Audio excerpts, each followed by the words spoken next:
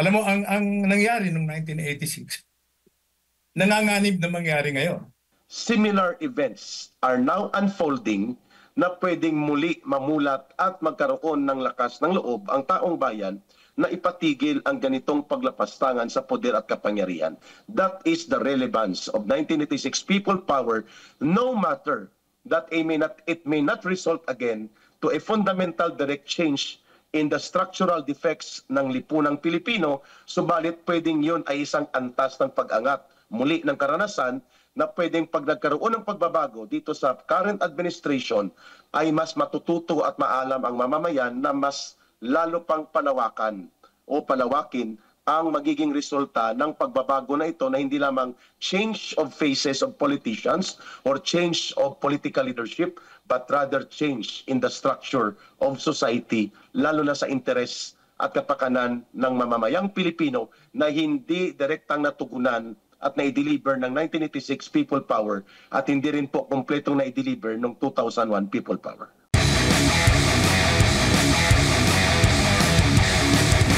Ano po dapat ang kahalagahan itong 1986 na nakikita po ninyo na dapat malaman ng ating mga kababayan, lalo na doon sa mga hindi nakaabot noon sa kasalukuyan pong henerasyon, Peter?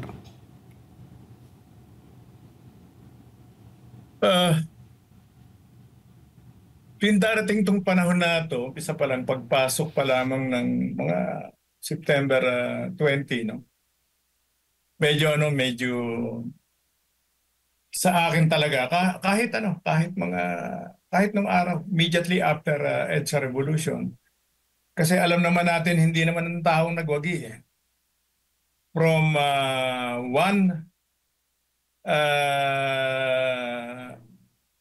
one government na kontrolado ng mga naghaharing uri, at nalipat sa isang grupo, no, na pinamunuan ng isang babae, si Cory Aquino, no, na alam naman natin walang alam sa politika, no. Inuluklok lang talaga to, no. Pinagkaisahan ito, inuluklok lamang ito ng mga yung mga kumukontrol ng mga malalaking negosyo. Kaya pag-upo ni Cory ay limbawa, binalik niya agad in a silver platter sa mga Lopez ang lahat ng negosyo nito, no? Tubig, kuryente, etc. Name it, So, sa akin, kasi I consider myself a political animal, Alam naman natin na nangyayari, Alam mo, even Joma Sison, buhay pa siya, nasa kulungan siya, nagpasabi siya, hindi naman, it was nothing but a revolutionary putsch, no? Or, I'm sorry, military putsch, no? Siyempre, yung mga tao, no, na nadala sila ng emosyon sa panawagan ni Cardinal Sin, etc., Pero kung titingnan natin pagkatapos kung anong nangyari, at saka bakit ba nag-martial law, no? Alam mo, ang nangyari noong 1986, nanganganib na mangyari ngayon. Sapagkat noong 1986, for example, napakalaki ng role namin yan. Bahagi ako nun. Komunista pa ako nun, yung ginawang panggugulo, yung participation ng Communist Party of the Philippines, yung terorismo na naging partisipasyon nito, sa pakikipagsabuatan ng CPP, ng NPA, sa ruling party, sa later on, naging ruling party, pero sila noon ay number one sa opposition ng Liberal Party, Don't you ever forget what happened bago nagdeklara ng martial law si Marcos, or a year before, at saka mismo yung dalawang magkasunod na pangyayari yan, At ayoko talagang bitiwan yung issue na yan, ano? Yung ginawang pag-iitsa ng granada sa Plaza Miranda na kinamatay ng maraming tao, ano? Na ikinalumpo halos ng Liberal Party na oposisyon, ano? Pero mahabang usapin yan, but it turned out na they seem to be a party to that incident, ano? And then afterwards, susunod na taon, 1972, yung tinatawag na July-August Plan ng, ng CPP-NPA. I was a part of that operation, ano? Yung yung arms smuggling, ano? Yung smuggling, yung ng armas dito sa Palanan, Isabela, no? July-August yun, 1972, no?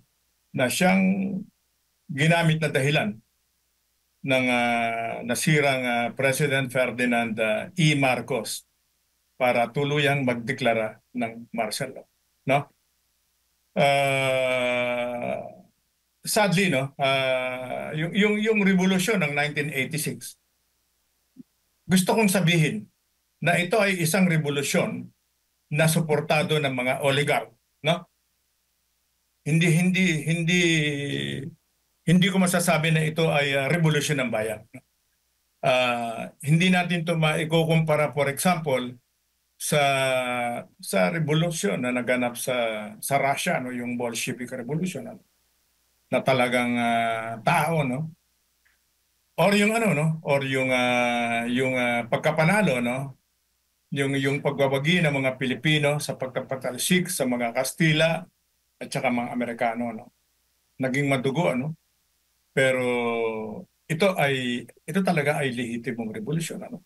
Opo. Or yung pagkapanalo ng mga Vietnamese nung ma-capture nila yung political power, revolution ng mga tao.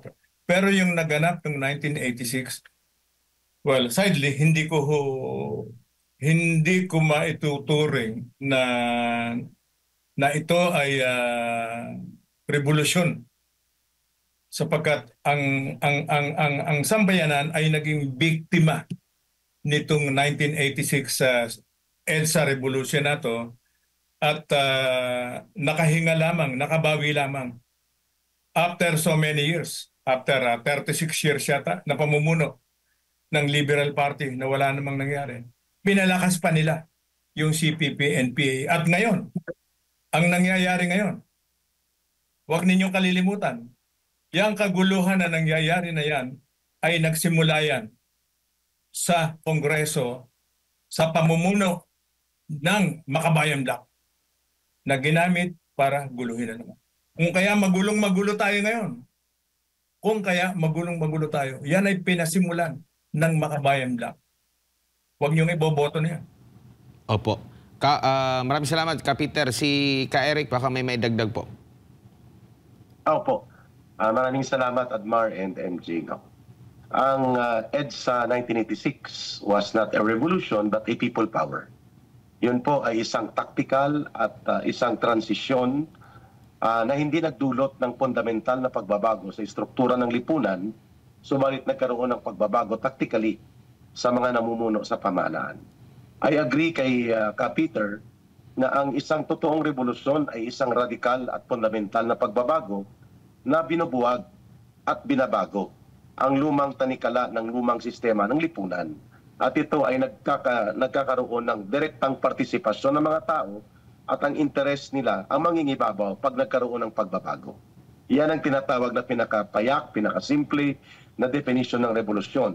Sadly to note, iniwan namin yan ni Ka Peter kasi pag ganyan ang patutunguhan natin, madugo po yon, armado yan, at pero nagaganap yan sa kasaysayan sa buong mundo. Yung revolusyon sa China, sa Vietnam, sa Cuba, yung revolusyon sa Soviet Union. Yun po ay mga totoong revolusyon na may partisipasyon ng mga tao naging madugo, subalit nagkaroon ng tunay na fundamental na pagbabago sa lipunan.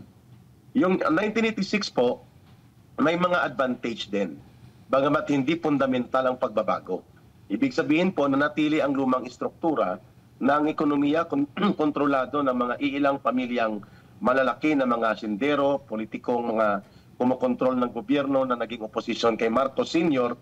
na sila na rin ang naging nasa poder kagaya sa kamag-anak korporasyon ni Cory Aquino na siyang naging dahilan kung bakit instead na magkaroon ng revolutionary change in the defective and oppressive and anti-people structures ng lipunan na ang laksa-laksang milyong-milyong mamamayan, Brother Admar and MJ, mga magsasaka, manggagawa, mga manggagawang bukid, maralitang lungsod at mga nasa sektor na nasa laylayan at nasa masa ng mamamayang Pilipino, hindi po sila nakinabang ng totoo doon sa 1986 people power na pagbangon and even sa 2001 na pagbangon.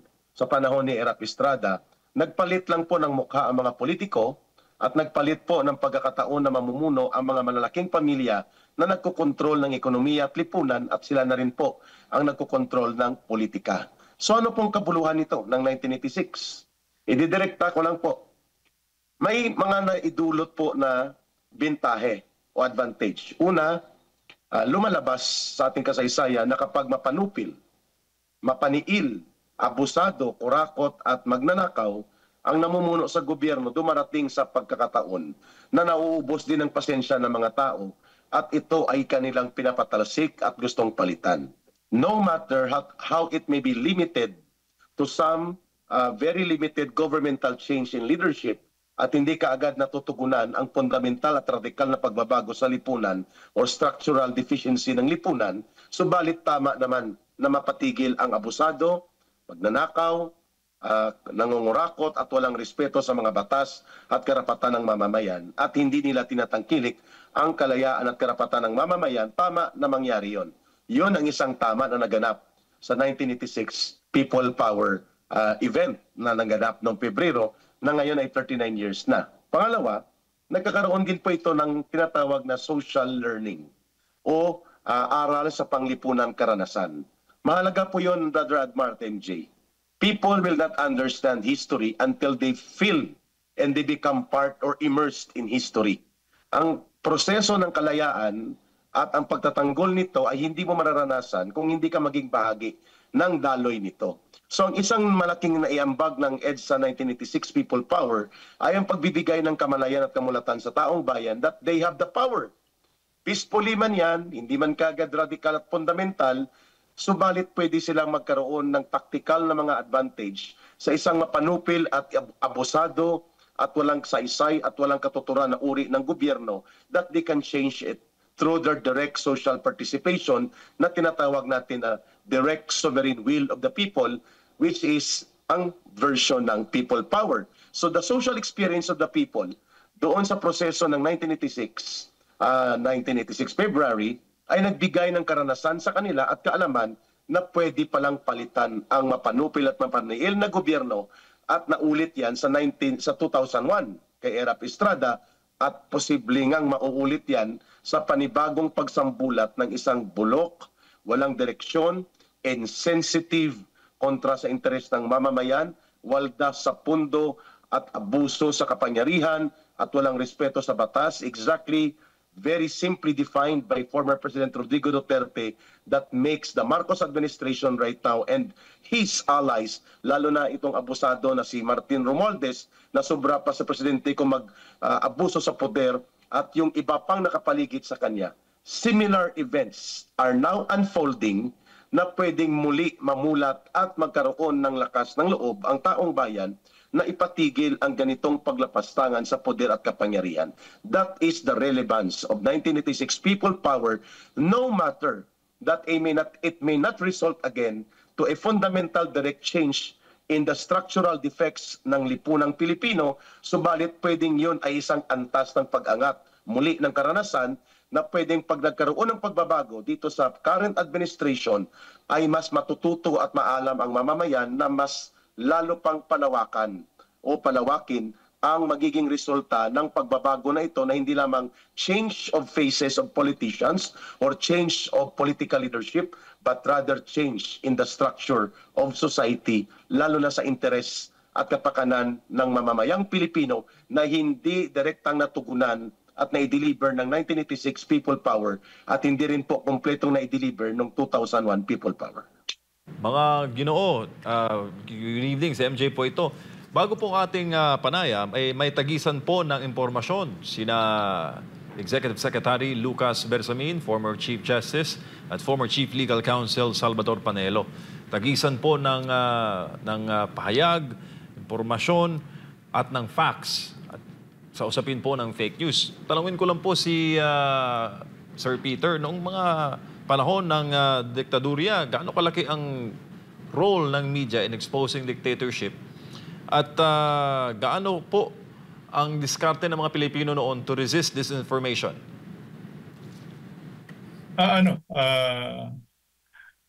Ang pagkakaiba ngayon, kitang-kita naman natin, nung aray wala pang social media at saka walang cellphone, yung mobilization ng mga tao ngayon, kumpara noon, ngayon madali at